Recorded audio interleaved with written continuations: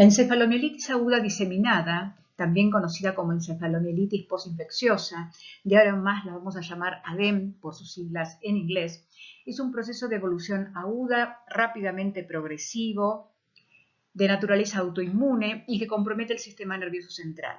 Está caracterizado por inflamación del cerebro y de la médula espinal y ocasionalmente del nervio óptico como resultado de la inflamación que sucede como respuesta a una infección precedente o a una inmunización. La mayoría de los casos se presenta en niños, la mayoría de ellos menores a 10 años. Sin embargo, también se ha documentado en pacientes adultos. Ocurre en forma más frecuente en hombres. El ADEM se presenta en su forma clásica luego de una infección, menos frecuente una vacunación, con un tiempo de latencia que oscila entre días hasta varias semanas. Pero hasta en un 25% de los casos no habría un evento precedente detectado. Los organismos más asociados incluyen, entre otros, citomegalovirus, Epstein-Barr, micoplasma, pero en la mayoría de los casos el patógeno no se puede identificar. Las vacunas que han sido asociadas al ADEM son las de la rabia, que fue con la cual se describió inicialmente este proceso, y otras tales como la vacunación para el sarampión, pertusis, tétanos, influenza, entre otras. Más recientemente, con la aparición de nuevos virus, se ha descrito también la encefalomielitis aguda diseminada, por ejemplo, post-infección del virus chikungunya. El mecanismo por el cual se produce el ADEM no es del todo claro, parecería ser el resultante de la inflamación desencadenada por un estímulo ambiental, por ejemplo, vacunación o infección en individuos genéticamente susceptibles. Ha sido caracterizada como una enfermedad autoinmune causante de desmielinización. Desde el punto de vista anatomopatológico se evidencia infiltración mononuclear de la vasculatura del sistema nervioso central, con edema perivascular y a veces hemorragia con daño neuronal que produce desmielinización, necrosis y gliosis. El comienzo del ADEM es agudo y rápidamente progresivo y se caracteriza por síntomas neurológicos multifocales que requieren generalmente rápida hospitalización. La presencia de encefalopatía se requiere para el diagnóstico. La definimos como cualquier alteración en el estado mental o conducta que oscila entre la irritabilidad, confusión, somnolencia, psicosis y coma. Otros síntomas no específicos pueden verse tales como fiebre, cefalea, fatiga, decaimiento, náuseas y vómitos. Puede haber alteraciones motoras y sensitivas y alteraciones del tronco cerebral y otras alteraciones neurológicas tales como ataxia cerebelosa, neuropatía craneal, hemiparesia, debilidad, neuritis óptica y alteraciones medulares. La mayoría de los pacientes con ADEM desarrollan un cuadro monofásico con mejoría sostenida y retorno a su basal neurológico en aproximadamente 3 semanas. Sin embargo, así como dijimos que la mayor parte de los pacientes evoluciona con mejoría, hay una forma hiperaguda que se conoce como encefalomielitis hemorrágica aguda o de Weston-Hurst, que es la forma hiperaguda del ADEM, que tiene rápida progresión al coma, que presenta grandes lesiones hemorrágicas en la sustancia blanca, con un gran componente hemorrágico y desde el punto de vista anatomopatológico hay gran edema, hemorragia petequial, perivascular, destrucción de vasos sanguíneos con depósito de fibrina e infiltrado neutrófilo. En general, la evolución y el pronóstico es muy malo, muchas veces lleva a la muerte. Al ser una enfermedad predominantemente de la edad pediátrica, desde el año 2007 se han establecido criterios diagnósticos, tanto clínicos como radiológicos. Lamentablemente estos criterios no han sido validados en la población adulta, sin embargo algunos de los criterios que se usan en la población pediátrica, como por ejemplo un evento inicial polifocal del sistema nervioso central de naturaleza predominantemente inflamatoria en su origen, y con un componente de encefalopatía que no puede ser explicado por otra causa o por fiebre, más allá de algunos criterios radiológicos, en general en la población adulta el diagnóstico es eminentemente clínico apoyado por exámenes complementarios. La resonancia magnética es la modalidad de elección para evaluar el ADEM. Esta muestra lesiones hiperintensas en T2, FLAIR y densidad protónica. Típicamente no se visualizan lesiones en T1, excepto en grandes lesiones. También puede evidenciarse una única lesión grande o pequeña, confluente o solitaria, o múltiples lesiones en la sustancia blanca periventricular y subcortical y también en la sustancia gris, comprometiendo los ganglios basales, el tálamo, la corteza, en general asimétricas y bilaterales. También puede haber lesiones infratentoriales en cerebelo y en la médula espinal. Los márgenes en general son poco definidos. Tenemos que destacar que el ADEN a veces puede presentarse con una resonancia normal, a veces es posible que las lesiones puedan aparecer algunos días después, luego del inicio de los síntomas. A pesar de que la mayoría de las lesiones se resuelve en el tiempo, es conveniente repetir las imágenes en un tiempo prudencial, especialmente al inicio, ya que puede haber fluctuaciones en las lesiones. Algunas desaparecen y otras aparecen. Podemos ver en este slide algunas de las imágenes características de la encefalomielitis aguda diseminada.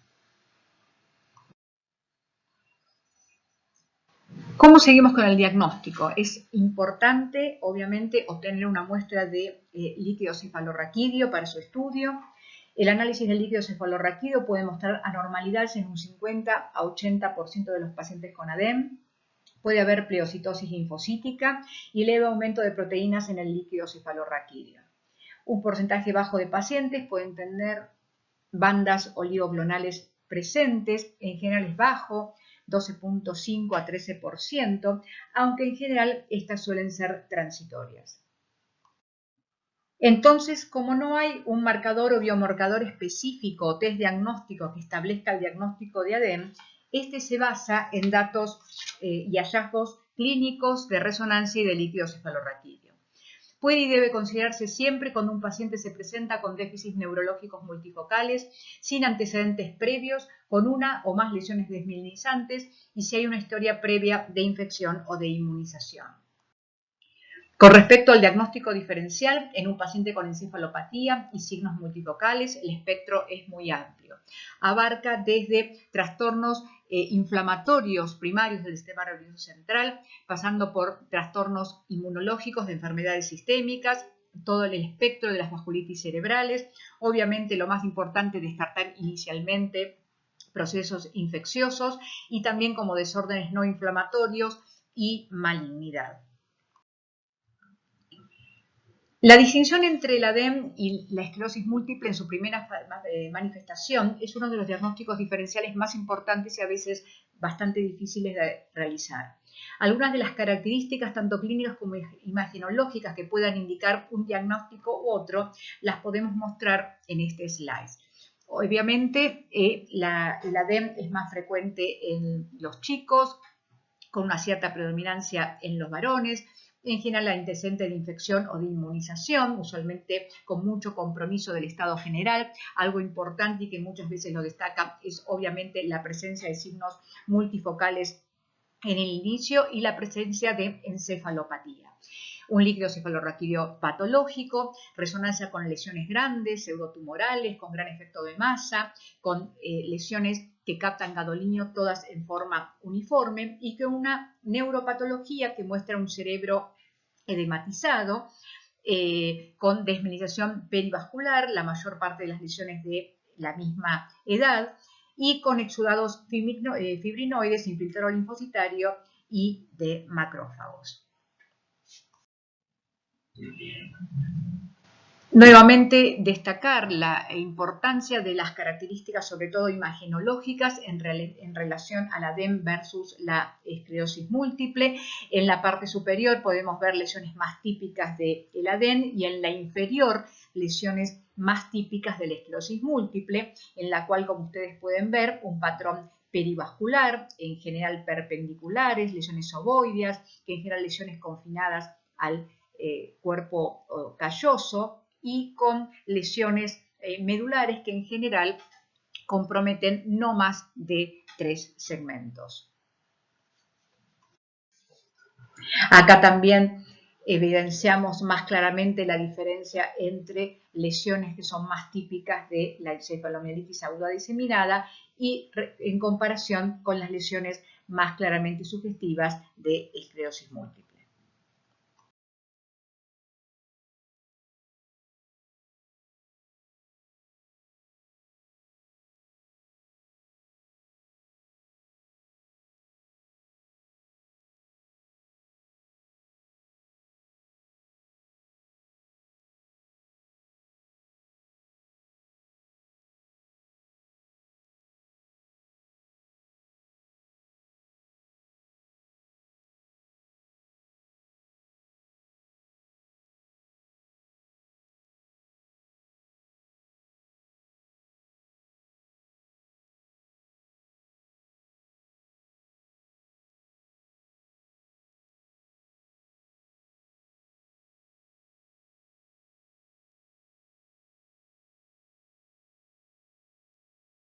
Algunas de otras características que puedan hacer a la diferenciación de un ADEM multifásico de una esclerosis múltiple, por ejemplo, tienen que ver con que en general los síntomas que se producen con la nueva recaída son similares o iguales al primer episodio, a diferencia de la esclerosis múltiple en que el sitio de recaída en general es totalmente diferente, no hay fase progresiva.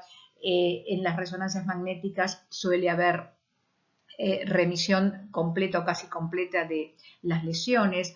Es muy raro, como ya comentamos, la presencia de bandas oligoclonales, o en el caso de que fueran, son transitorias, la presencia mucho más frecuente en niños y con el antecedente previo de una inmunización o de una vacunación. Las enfermedades producidas por el anticuerpo contra la glicoproteína de la mielina del oligodendrocito se refiere a un espectro relativamente nuevo de trastornos autoinmunes con anticuerpos contra el MOG o anti-MOG que involucran predominantemente el nervio óptico y la médula espinal y que conducen a pérdida de visión y debilidad muscular o parálisis. Como ustedes pueden observar en esta diapositiva, el espectro de enfermedades agudas desmielinizantes del sistema nervioso central relacionadas con los anticuerpos anti-MOG es sumamente amplia. Cuando la enfermedad por anticuerpos anti-MOG afecta al cerebro, el fenotipo es similar a la encefalomielitis diseminada aguda clásica, con alteraciones del estado mental y buenos resultados luego del tratamiento con corticoides o inmunoglobulina endovenosa. El espectro de enfermedades anti-MOG podría dar cuenta de un subconjunto de presentaciones tipo ADEM-like. Clínicamente, la encefalitis clásica y aquella con anti-MOG se presentan de manera similar, aunque es más probable que el ADEM clásico incluya mielitis y neuritis óptica en forma simultánea al inicio. Radiológicamente también son similares, se caracterizan por lesiones confluentes, generalizadas tanto de la sustancia gris como de la sustancia blanca, aunque las lesiones de encefalitis por anticuerpo anti-MOG tenderían a estar más definidas. La seropositividad de anticuerpos anti-MOG se había asociado previamente con un curso de enfermedad monofásica, especialmente en niños con ADEM. Más recientemente se ha informado que la seropositividad a MOG sigue un curso de enfermedad recurrente, no solo entre adultos, sino también en la población pediátrica. Los títulos más altos de anticuerpos anti-MOG parecen predecir un curso multifásico de la enfermedad, al igual que la seropositividad persistente en el tiempo. En contraste, una disminución en el nivel de anticuerpos puede presagiar un curso monofásico. Ya se han establecido criterios para el espectro de las enfermedades con anticuerpos anti-MOG, se conoce como espectro MONEM, dentro de las cuales se incluye la encefalomielitis aguda diseminada. El tratamiento de la encefalomielitis aguda diseminada se debería iniciar con tratamiento empírico con aciclovir en pacientes que se presentan con signos meningios, con fiebre, encefalopatía aguda y signos de inflamación en líquido cefalorraquídeo o en sangre. Sin embargo, el principal tratamiento del ADEM es la inmunosupresión con altas dosis de corticoides en esquemas habituales de metilprednisolona endovenosa 1 gramo día por 5 días. Esto puede iniciarse en simultáneo con antibióticos o con aciclovir.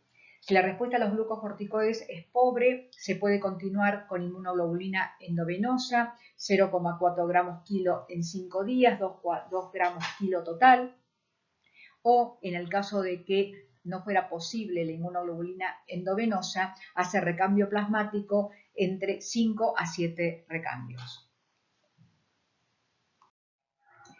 El pronóstico asociado al ADEM es bueno en la mayoría de los casos. La recuperación total y completa es el resultado habitual entre 1 a 6 meses. Puede haber un 50 a 90% con un mínimo de efecto residual y solo un 5% de mortalidad. En general en las formas agudas, hemorrágicas, en las cuales el comienzo ha sido hiperagudo con severidad de los síntomas y con mala respuesta a corticoides y al resto de los tratamientos.